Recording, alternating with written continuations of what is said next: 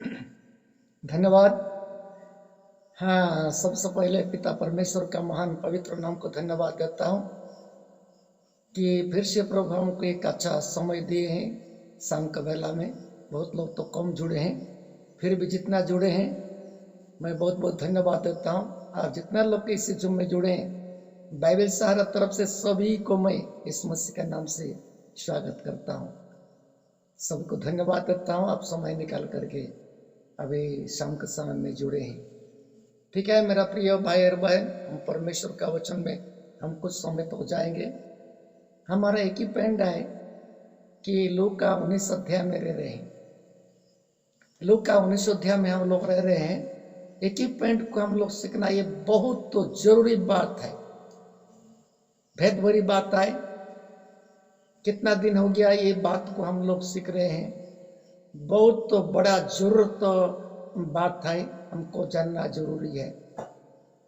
और जितने लोग जुड़े हैं थोड़ा ध्यान करके सुनिए, पॉइंट मन को लिखिए और ध्यान करके सुनिए, अपना दिमाग में रखिए, अपना दिल में रखिए। क्योंकि एक वचन एक बड़ा बहुत तो भारी वचन है जो इस समय से बोले थे उस दिन में। होसाना होसाना गा गा करके गद्दी के ऊपर में चढ़ करके जा रहे थे, रास्ता में आ रही देख दिए यरूशलेम का बारे में वातावरण को देख दिए, जो रो रहे थे और आंसुओं के साथ के बात बता दिए, कितना बात बता दिए। इसी बात को कई लोग जानते हैं, कई लोग नहीं जानते हैं। मैं जानता हूं बोल के मैं नहीं बोल रहा हूं, किंतु पवित्र आत्मा हमारा मास्टर है। पवित्र आत्मा हमको सिखाएंगे तो हम लोग सीखना जरूरी है। क्योंकि वचन का भेद भरी बात, आकाश सारी पृथ्वी टल जाएगी लेकिन परमेश्वर का वचन का एक बूंद भी कहीं नहीं टलेगी कि नहीं होगा बोल के नहीं, सब सफल होने वाला है। हम लोग जितना देख रहे हैं ना, सब भविष्यवाणी था, एक एक पूरा होते जा रही है।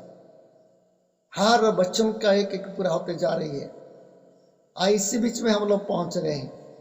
तो हम लोग को चिंता करेंगे कि लूका लिखित सुसमाचार जो है 1943 पद में कुछ इस मसीह जो बात बताए, पहले पढ़ेंगे। ये तो पढ़ा हुआ वचन है, बाद में हम लोग कुछ अंदर में जाएंगे। ये पढ़ा हुआ वचन जितने लोग का बच्चा बच्ची है अच्छा करके सुनो है, बड़े लोग भी अच्छा करके सुनो, परमेश्वर का सेवक लोग भी अच्छा करके सुनो, ये सब लोग अच्छा करके सुनो। एक बहुत बड़ा बात इस मसीह बोल दिए आंसुओं के साथ। पढ़ेंगे। क्योंकि वे दिन तुझ पर आएंगे कि तेरी बैरी मोर्चा बांधकर तुझे घेर लेंगे और चारों ओर से तुझे दबाएंगे। इसमें और तुझे और तेरे बालकों को जो तुझ में है मिट्टी में मिलाएंगे और तुझ में पत्थर पर पत्थर भी न छोड़ेंगे, क्योंकि तूने उस अवसर को जब तुझ पर कृपा दृष्टि की गई न पहचाना।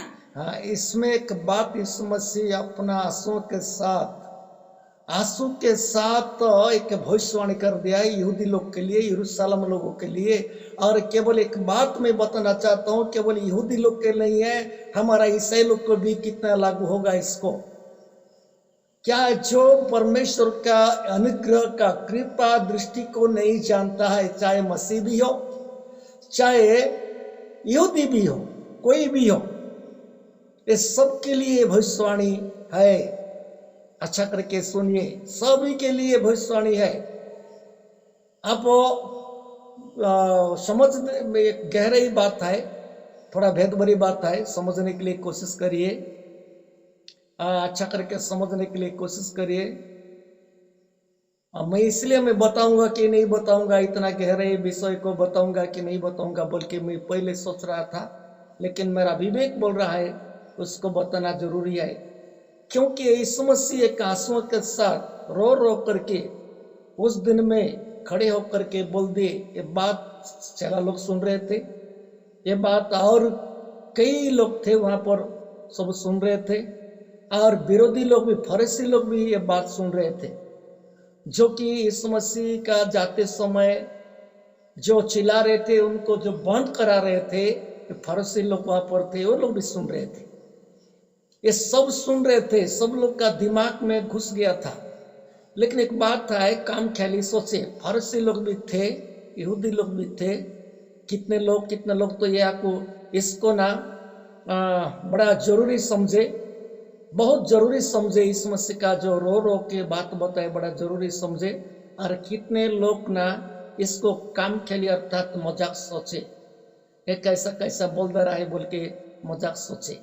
लेकिन मेरा प्रिय भाई और बहन, इस मसीह जो बोल दिया ना, लकीर बन जाता है, उसको कहीं नहीं जाता है, लकीर बन जाता है। इस मसीह जो बोल दिया एक छोटा मोटा बात नहीं है, बहुत बड़ा बात बोल दिए हैं। क्या बोल के समय आएगा, तो ये समय तेरे लिए कृपा दृष्टि का समय है, ये अनुग्रह का समय। परमेश्वर इस मसीह को भेजे, एक अनुग्रह रूप से भेजे। इस मसीह दुनिया के लिए एक उपहार स्वरूप में आए। हम जानते हैं इस मसीह इतना बड़ा पावरफुल, इस मसीह का बातों में क्या सत्य नहीं था, उनका काम में क्या नहीं सत्य था। इतना बड़ा परमेश्वर का पुत्र जो है, परमेश्वर होकर के भी एक मनुष्य रूप धारण करके दुनिया में यहूदी लोग के लिए, हमको सबको बचाने के लिए। पहले यहूदी लोग एक नंबर था, दूसरा नंबर में अन्य जाति का लोग है। हम तो अन्य जाति का लोग हैं, लेकिन यहूदी लोग के लिए ऑफर था।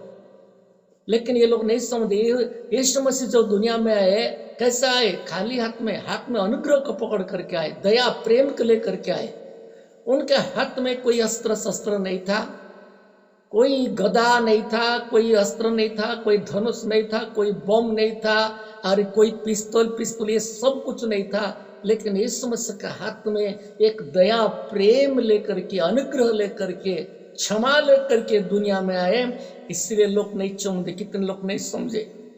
इसलिए यीशु मसीह रो रो कर बोल रहे हैं, यदि ये समय को तू जानता, लेकिन ये समय को नहीं जानने का कारण, समय आएगा तेरा शत्रु चार तरफ से घेराबंदी करेंगे। बड़ा पॉइंट है, बहुत बड़ा विषय बोल दिए। चार तरफ तेरा शत्रु क्या करेंगे? तेरा चार तरफ में घेराबंदी करेंगे। और तेरा जो संतान लोग है उनको, ये हिंदी में लिखा है, उड़िया इंग्लिश में लिखा है, पत्थर में क्या करेंगे? पटकेंगे। और क्या करेंगे? बच्चे लोग को खाएंगे। ऐसे समय आने वाले हैं। यदि तू जानेगा, ये सब नहीं होगा। ये तो मन परिवर्तन करोगे और ये सब छोड़ दोगे, अन्याय छोड़ दोगे, मन परिवर्तन करोगे, परमेश्वर को अनुग्रह को जानोगे, परमेश्वर को दया प्रेम को जानोगे, ये सब हट जाएगी। लेकिन नहीं जाएगा, नहीं जानोगे, तुम लोग ऐसे ही रहोगे, सुन सुन करके भी ऐसे रहोगे। मेरा प्रिय भाई और बहन, ये घटने वाला है। बात तो बड़ा लकीर बन गया है।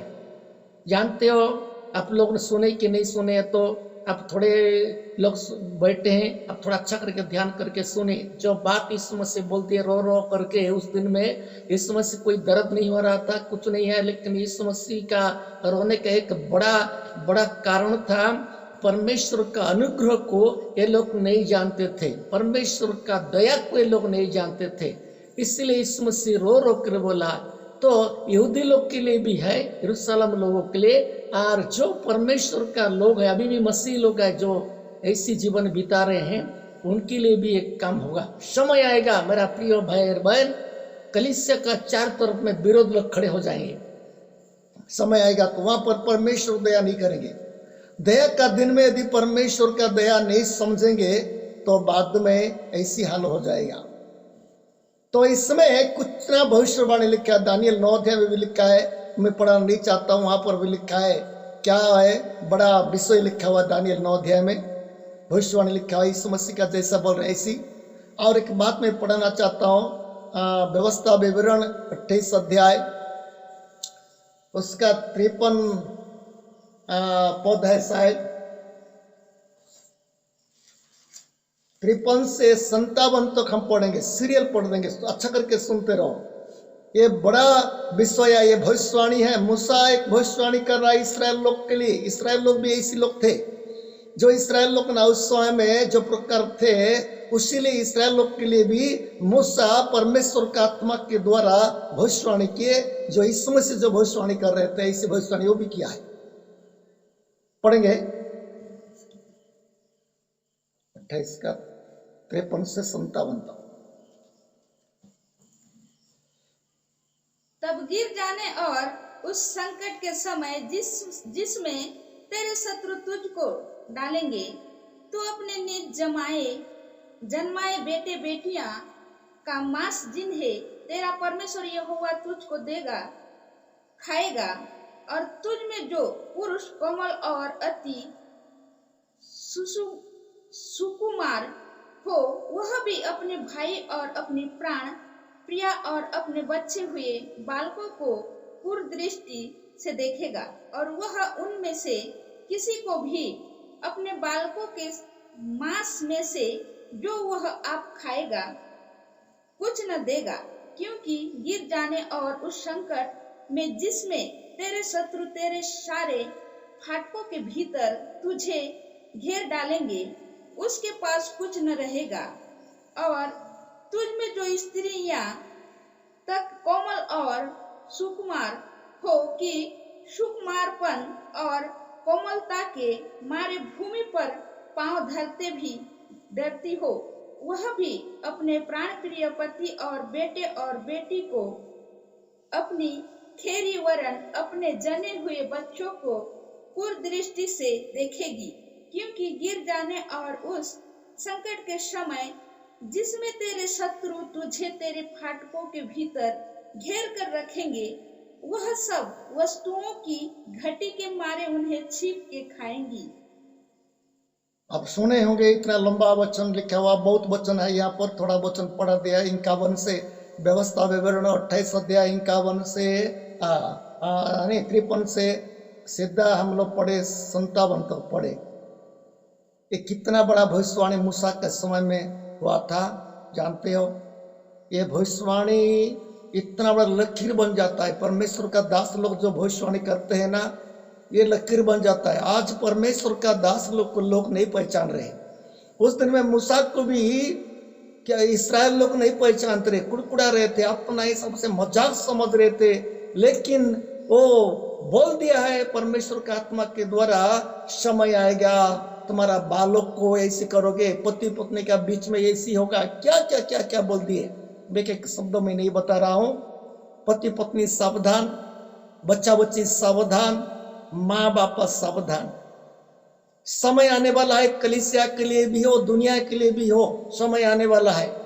उस दिन में यीशु मसीह बोल दिया है, और अभी मूसा भी बोल दिए हैं। ये छोटा मोटा बात नहीं है मेरा प्रियो। ये समझ, जो मूसा का बात बोल दिए थे वो कहीं नहीं जाएगा, समान है, हो गया है। एक बार हम लोग देखते हैं, जब शत्रु लोग आएंगे क्या करेंगे, जो प्रकार लिखा हुआ है ऐसे हो गया। एक बार सेलुकुस का समय में, जो अलेक्जेंडर का शासन समय में, सेलुकस करके जो शासक था, इसके समय में थोड़ा थोड़ा कुछ दिखाई दिया है, ऐसे समय में थोड़ा थोड़ा दिखाई दिया है। और बाद में यीशु मसीह का समय में, मेरा प्रिय भाई बहन, किसको इशारा करके बोल रहे हैं? जो यहूदी लोग हैं, जो व्यवसाय कर रहे थे, कलीसिया को व्यवसाय कर रहे थे, कलीसिया में अंदर में नाना प्रकार खराब काम कर रहे थे, लोगों को पाप क्षमा बदल रहे, पाप क्षमा ना करके पत्थर के साथ मार करके मरा रहे थे, खुद पाप कर रहे थे, अन्य को दोषी कर रहे थे, खुद का कोई नहीं देख रहे थे। ये सब देख करके यीशु मसीह रोए और क्या कर दे? भविष्यवाणी कर दिए, समय आएगा तेरा शत्रु घेराबंदी करेंगे। ठीक है, मैं ये भविष्यवाणी को मैं आप लोग का पास रखता हूं। ये भविष्यवाणी कब पूरा हुआ कि कब पूरा होगा? इस समस्या का जो भविष्यवाणी बोल दिए, लोग सुन करके कितने लोग मजाक भी समझे। आज भी तो कितने लोग ना, इतना वचन सुनने से भी लोग क्या कर रहे हैं? मजाक समझ रहे हैं। लोग मजाक समझ रहे हैं। इतना वचन सुनने के बावजूद लोग आज मजाक समझ रहे हैं, अपना अंदर में नहीं बिठा रहे हैं, और अपना दिमाग में नहीं रख रहे हैं, सुन रहे, आदत के अनुसार चल रहे, कुछ भी फर्क नहीं है। जैसा वचन बोलो कुछ भी फर्क नहीं है। वचन जीवित है, एक दिन काम करेगा। इनका विश्वास भी है कि नहीं, मैं बोल नहीं सकता हूं। मैं आप लोग को नहीं बता रहा हूं। यदि कोई हमारा बीच में भी है, आप लोग का अंदर में थोड़ा अच्छा करके सोचिए। आदत के अनुसार वचन नहीं सुनना है, वचन जीवित है, वचन को एक दिन भी सफल होगा ही होगा। उस दिन में रो करके बताए, दो प्रकार का चीज को पकड़ेगा वो, जो भविष्यवाणी क्या इसराइल लोग को भी है, यहूदी लोग की है, बाद में मसीह कलीसिया को भी है। अभी मसीह कलीसिया भी इसराइल जैसा हो रहे हैं, किसी का बात कोई नहीं माना मानी हो रहे हैं, किसी का बात कोई माना मानी नहीं रहे, अपना स्वार्थ के अनुसार चल रहे हैं, अपना स्वार्थ के अनुसार जी रहे हैं, अपना स्वार्थ के अनुसार वचन प्रचार कर रहे हैं, अपना स्वार्थ के अनुसार वचन को सुन रहे हैं, चर्च जा रहे हैं, सब कुछ कर रहे हैं अपना स्वार्थ के अनुसार। ये स्वार्थ काम होने वाला नहीं है। तो इस समस्या बता दिए, सब लोग सुने, बस बोल दिए, लोग मजाक समझे, गए। मैं कल बता रहा था, जब मंदिर में गए सबको फेंक फाक कर दिए। कल तो बता दिया, मैं आज नहीं बताऊंगा, फेंक फाक कर दिए। लेकिन इस मसीह गए हैं, सब फेंक फाक कर दिए, शिक्षा दिए, सब कुछ कर दिया। इस मसीह सूली पर मर गए हैं, क्रूस में मर गए हैं, और तीसरा दिन में जिंदा होकर के उठे, स्वर्ग में 40 दिन के स्वर्ग में गए हैं। प्रेरित लोगों को काम भी हुआ है। जानते हो 70 इस मसीह मरने के बाद, अर्थात इस मसीह ये जो मरने के बाद जो चेला लोग को अधिकार हुआ है, रोम का शासन था उस समय में, रोम का शासन था उस समय में। और रोम का शासन रहते रहते क्रूर शासन था। लेकिन इस मसीह को कौन मारे? रोम का शासन था, लेकिन रोम का षड्यंत्रों में नहीं हुआ है, यहूदी लोग का षड्यंत्र में इस मसीह को मारे हैं। रोम का नहीं है। रोम का शासन में पिलातुस जो शासन करता था, वो तो पूरा मुक्त करने के लिए कोशिश कर रहा था, लेकिन लोग नहीं माने। अरे नहीं, रोम का दोष नहीं था, लेकिन रोम का शासन बड़ा कड़क था और रोम का दंड भयानक था, क्रूस में मरने का था। इसलिए इसे मांग की है, तो इसलिए समर्पण कर दिए, तो हो गया है। एक बात चला गया, लोग समझ इस मसीह जो बोले थे, तेरा शत्रु, पढ़े हैं, अभी पहले पढ़े हैं, मूसा का बात में पढ़े और इस मसीह के बात में पढ़े, दोनों का बात समान मिल रहा है। मूसा के बाद जो इसराइल लोग को बात बता दी है, समय आएगा तुम यदि परमेश्वर का बात को नहीं मानोगे, तुम्हारा शत्रु तुम 4 तरफ में घेराबंदी बनाएंगे और तुमको क्या करेंगे, वहां पर पढ़े, हम सुने। बच्चा बच्ची को क्या करेंगे, क्या करेंगे? पटकेंगे। पति पत्नी को कोई कुदृष्टि में देखेंगे, पत्नी भी नहीं देखेगी पति को, अरे पति भी नहीं देखेगा पत्नी को, माँ बाप को कोई नहीं देखेंगे। इसी समय ऐसी आत्मा मिलेगा, ऐसी होगा बोल दिए मूसा भी, इस मसीह से बात बता दिए। तो समय आ गया 70 AD में। जानते हो इतिहास सुनी होगी कि नहीं?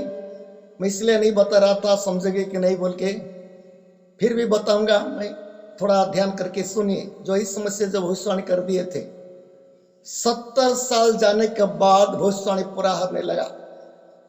जो इस मसीह बोल दिए ना उस दिन में, यरूशलेम के बारे में, सब लोग के बारे में बोल दिए हैं। तो ये बात थोड़ा अच्छा करके सुनिए, ये यहूदी लोग के लिए भी है और मसीह लोग के भी पकड़ता है बात को, क्योंकि मसीह लोग भी इस मसीह का लोग है, यहूदी लोग भी उनका लोग है। लेकिन जो बात को नहीं मानता है, परमेश्वर का वचन के अनुसार नहीं चलता है, ये सब के लिए ये बात आएगा। जो वचन को मानता है उसके लिए मुक्त है, उसके लिए ठीक है, स्वतंत्रता है। वचन को जो नहीं मानता है, आजकल मैं कल बता रहा था, जो प्रकार परमेश्वर के इच्छा के बिना काम कर रहे हैं, तो उनके लिए है। तो ठीक है, तो 70 साल हो गया है।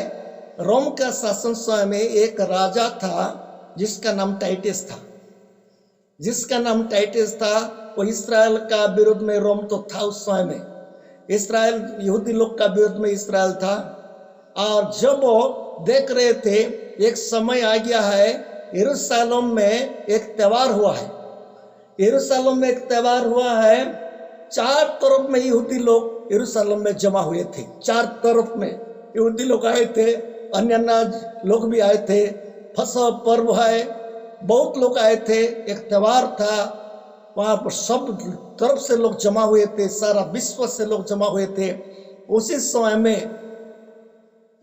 में टाइटस बोल के जो एक क्रूर व्यक्ति था, रोम का शासक था, कितना लाख, कितना हजार, कितना लाख सेना लोग को ला करके इसराइल का 4 तरफ में घेराबंदी बना दिया था। जानते हो, इसराइल का घेराबंदी बनाया था, कोई खसाने का कोई भागने का रास्ता भी नहीं था। चार तरफ में इसराइल का विरोध में, यरूशलेम का विरोध में, चार तरफ में यहूदी का विरोध में क्या कर दिया, घेराबंदी बना दिया, सब सैन्य सामंत आकर के कर दिया। कौन सा दिन का बात था? यीशु मसीह जो रो रो करके बोल दिए थे, रो रो करके बोल दिए, तो पेंडिंग था। 70 साल के बाद में भविष्यवाणी पूरा होने लगा। कोई सुने होंगे कि नहीं सुनेगा तो सुने होंगे शायद। 70 साल के बाद यरूशलेम मंदिर में वो लाखों सेना को ला करके चार तरफ में घेराबंदी बना दिया है। टाइटस, ये टाइटस के समय में घटना घटा यीशु मसीह का भविष्यवाणी। और यीशु मसीह का भविष्यवाणी किसका ऊपर इशारा था? यीशु मसीह का टाइटस का ऊपर में। इतना क्रूर सेना लोग को ला करके, रोम का सेना लोग भी बड़ा क्रूर थे, पावरफुल थे, और आकर के घेराबंदी बना दी। कोई भी भागने के लिए किसी का भी समय नहीं मिला है। ऐसी हो गया है, परमेश्वर का भविष्यवाणी पूरा हो गया है। वो काल भी हो गया है वहां पर, जानते हो, महामारी हो गया है, इधर महामारी हो गया है, और महामारी हो गया, रोग हो गया, महामारी हो गया। लोग इतना मरने के लिए शुरू कर दिए, इसराइल लोग का मन, यहूदी लोग इतना मरने के लिए शुरू कर दिए हैं। अब मत बोलिए, इतना लोग मरे हैं। अब छोटे से लेकर के बड़े तो भयंकर लोग मरे। अकाल हो गया, खाना नहीं मिला उनको, कहाँ भागने के लिए समय नहीं मिला। कोई भागेंगे बोल के बोले तो रास्ता में पकड़ेंगे सेना लोग, उसको काट दे रहे थे। यहूदी लोग यदि कोई भागने के लिए कोशिश करते हैं तो रास्ता में रहते थे रोम का सेना लोग, और क्या करते थे, उनको पकड़ करके क्या कर देते थे, पूरा काट देते थे, और जिंदा जिंदा क्या कर देते, काट देते, मांस को, चमड़ी को उतार देते थे, जिंदा जिंदा यहूदी लोग को ऐसे कर दे रहे थे। ये लोग उस समय में भागने के लिए कोशिश किए, कितना औरत लोग भागने के लिए कोशिश किए, कोई औरत भी नहीं भाग पाई, कोई बच्चा बच्ची भाग नहीं पाए। ऐसे वहां पर अकाल भी हो गया है, खाना नहीं मिल रहा है वहां पर। चार तरफ में घेराबंदी कर दिए, टाइटस राजा करके चार तरफ में घेराबंदी कर दिए, और अंदर में घुस करके घर द्वार जला रहे हैं, यरूशलेम को तोड़फोड़ कर रहे हैं, पवित्र मंदिर को घुसे अंदर में, सूअर को बलिदान कर दिए, पवित्र वेदी को पूरा टूटा फूटा कर दिए, आग में जला दिए हैं, और यहूदी लोग को काट काट करके फेंकने लगे। लोग कहाँ भागने के लिए समय नहीं मिला, कितना भूखा रहेंगे, कोई खाना नहीं मिल रहा है, महीना महीना कहाँ रोक जिएंगे, खाना नहीं मिल रहा है, अकाल हो गया है, महामारी हो गया है। इतिहास बताती है कि इतना लोग मरे महामारी के लिए। एक इस्राएल के पास किद्रोन घाटी बोल के एक जगह था, वहां पर लेकर के लाश को फेंक रहे थे, वहां पर सोड़ा सोड़ा छोड़ कर रहा था। इतना लाश ऊपर लाश, लाखों लाखों लोग इसराइल लोग क्या कर दिए, मर गए महामारी में। और ये रोमियो सम्राट के शासन में, अर्थात इनका तलवार से भी कितने लोग मर गए, कितने